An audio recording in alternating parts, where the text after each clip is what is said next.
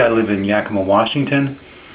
I'm enjoying the conversation on Earth Forward. It's a very good show.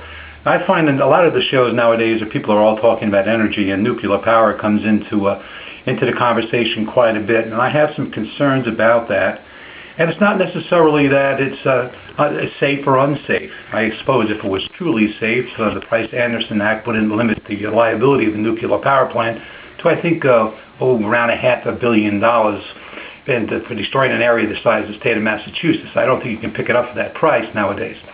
However, back in the days when I was in the Carter administration as an energy person who was reaching out to have this conversation, to have this discussion back in the 70s, which we're having again, deja vu, all over again, a thing that came out, or a person who I remember reading was Amory B. Lovins.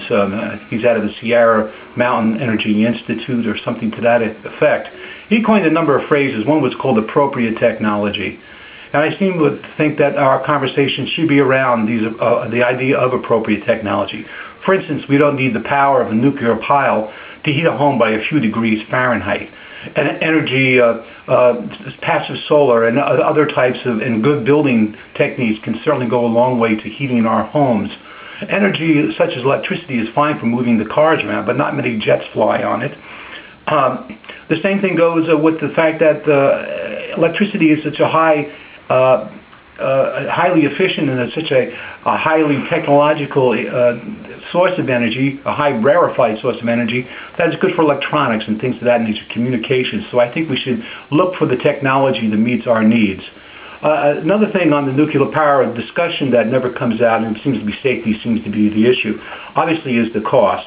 I think everyone should remember that a nuclear power plant may be rated for a gigawatt of energy, but really the fact that the matter is that a power plant can never operate at 100% efficiency. It's probably somewhere down around half, if that.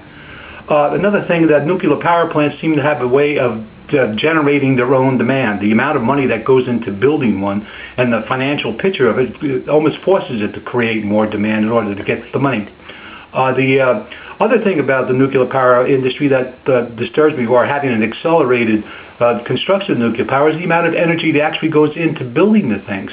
You can hit diminishing returns quite quickly, but by just trying to get out of an energy hole, you'll just dig it deeper by building more nuclear power plants, because of the simple matter that too much energy went into building the thing in the first place. So I think we should really take a hard look at that. Certainly there are places for nuclear power plants in the country. The Northeast is probably a good example of that. I'm fortunate to live out here in the West where hydroelectric is doing the thing, but the fish are suffering because of that. But please, I'd like to see the conversation go around looking for those technologies that are appropriate to the needs, or appropriate to the goals that we're trying to achieve. And I certainly recommend anyone to go out and read anything by Amory B. Lovins, such as Non-Nuclear Futures or Soft Energy Past and those things of that nature. I wish he would enter into the conversation. Perhaps we should draft him.